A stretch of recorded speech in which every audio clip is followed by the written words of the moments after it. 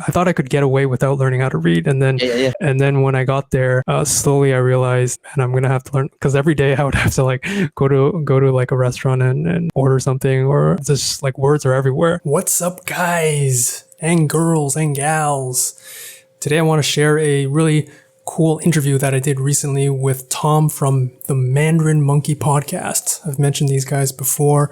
Mandarin Monkey on, I think it was a video that I did, recommended some of my favorite podcasts to learn Chinese, and they were one of them. They made it up there because I really do think that they have a great podcast. They do it in a Chinglish format, so like half Chinese, half English. And so if you're looking to jump into that more intermediate phase, if you're still a beginner and you want to listen to more native podcasts, this is a great way to dip your toe into that native environment, because it's a little bit more of a Chinglish environment. So it's like training wheels. So it's great. I did an episode with Tom from the Mandarin Monkey podcast, where he interviewed me as part of his learner series or learner journals. Anyways, he was asking me a bunch of questions about how I learned Chinese, and so I'll include a small snippet of that interview where I discuss the first thing I did to learn Mandarin Chinese, the first thing I did when I came to Taiwan to learn Chinese. And so if you guys are interested in learning Chinese in Taiwan, then check it out. I'll include a small segment of that interview, and hopefully it helps you guys. I don't get any promotion or any money from promoting their podcast. I just think it's a really cool podcast, and I think it can really help you guys if you guys are learning Chinese. All right. Hope you guys enjoy it. Hope it guys helps you out. Hope it helps you out. And I'll see you guys next time. Peace. Day one. Okay. When you arrived in Taiwan, how good was your Mandarin? I never did any tests, but I would say it was probably, I don't know, HSK 1 to 2. I before coming to Taiwan, I took one semester, like a 3-month course in basic, like basically first level Mandarin. Okay. And then after that, I didn't really study much consistently. I would watch some videos, like, like the old, I think it was Mandarin Pod or Chinese Pod. I can't remember the name, but they had some YouTube videos, and then they had these podcasts. And I remember listening to, there was like the most beginner level was like extreme beginner or something, and then there was one above that which was beginner. So I was trying to listen to the beginner one.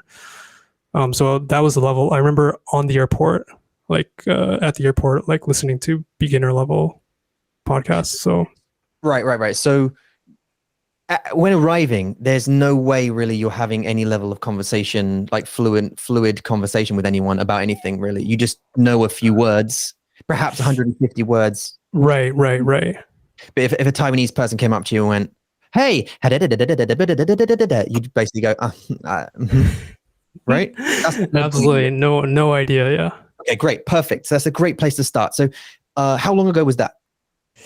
I came December 2019, so that was about 2.5 years ago.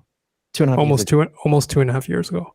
So now you're 2.5 years into Taiwan. Actually, yeah, 2.5 years. Yeah. Sorry, I'm keeping notes. So do you have to I apologize if I keep looking down. That's what I'm doing. No problem. 2.5 years in Taiwan. Amazing. So you kind of about HSK 1, you said there you'd done a 3-month course on a Mandarin before coming, sort of in preparation. But it sounded like you weren't, I don't know how to put it, super invested in it. It sounded like because you said I did a 3-month course and then I watched some videos on YouTube, and because I was actually planning, like I mentioned, I was actually planning to go to Hong Kong. So the whole time before coming to Taiwan, I was actually studying Cantonese. So I was like, I was listening and watching Cantonese videos. Right. Okay, so you got there. Now day one, you land. It's new. The land is warm and welcoming. It's sweaty. It's just way more humid than you were expecting. You'd worn too many layers. The flight was long. Right. What happened? What was your plan of action in regards to learning Mandarin? Did you march straight to a language school? Did you get out your flashcards and start practicing at the airport? What happened?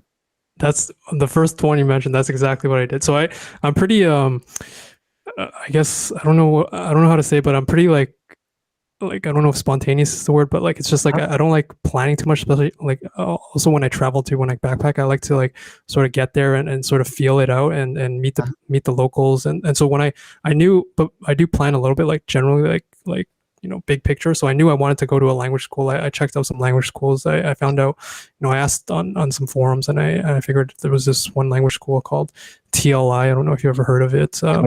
I went to it. That was the school I went to when I got to Taiwan first. Oh, really? Okay. Yeah. Maybe you were the one that recommended it to me. Maybe I did. I don't know. I asked on Facebook and someone recommended TLI. They said that you could do a lot of talking and it was small classes. So I was like, great. So the first day I got there, I went to TLI and I basically said I want to take classes and I want to in Taichung, yeah. And they set me up. They assessed my level and then they put me into a class. Who was your teacher? So I had a couple, and there's one that I still talk to. Do you know Huang Lao Shi? Huang Lao Shi, yeah. Does she have an English name? Or is it she? Yeah, it's a she. Does she have an English name? I don't think so. I always just call her Huang Lao Shi. Okay, yeah. And then there was another one that I took a lot of classes with, but I forgot her name because I only went there for 2 months.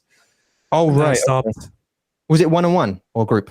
So the first month I went, it was group, and I did 4 hours a week.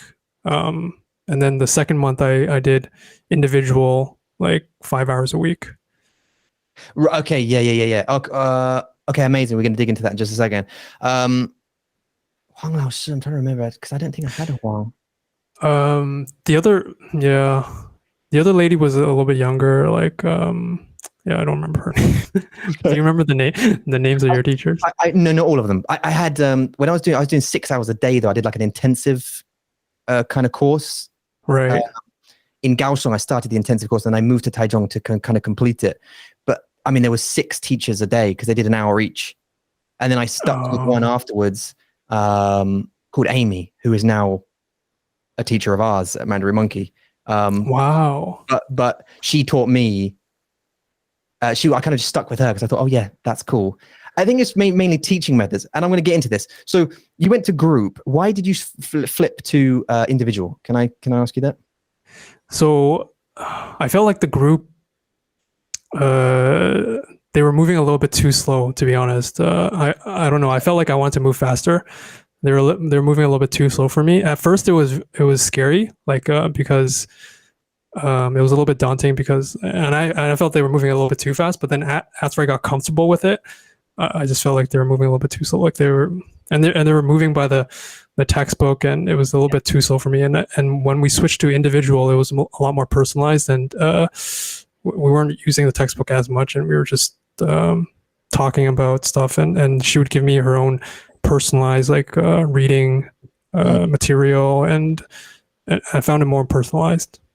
Okay. And I think a lot of people agree with that. Now, some people do enjoy the social aspects of group learning. Right. I do too. Like the camaraderie, but then you do tend to move at the rate of the slowest person in the class. Right. If they're struggling with a grammar point or wherever it is, then you're going to stay at that point for a little while until they kind of grasp it. I get it. And then the individuals, although they're more expensive, it's obviously much more focused, and you can move the way you want to move.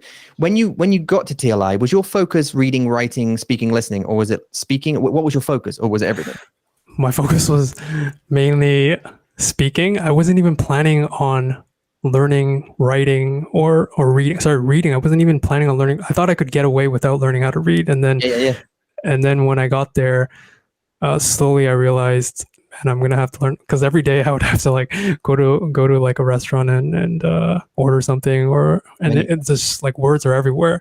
And so I think reading, they would give me articles at TLI, like little short stories like every day, and I would like read a little bit every day, and so that was really helpful for my reading. And then but my main focus before I got there was really I just wanted to improve my speaking. Yeah. And your listening would have been, I guess, a little bit better than your speaking at that stage because you've been listening to podcasts or whatever it may be.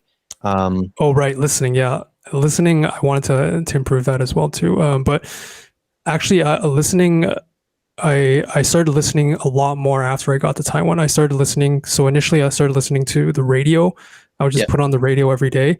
Uh-huh. And then slowly, and then after I realized that, man, why am I listening to radio? I can just listen to podcasts. And so then Yeah. when I found podcasts, I was like, I just stopped the radio and then I started listening to podcasts every day. And I think this is the thing that really skyrocketed my language learning or my Mandarin learning was podcasts. I mean, I can talk all day about podcasts, but I think that was really what changed. Like two things: podcasts and talking to natives. There was a bunch of natives that I met or local Taiwanese people that I met that really helped me out, especially early on. And I can go into more detail if you want. Yeah, yeah. So, so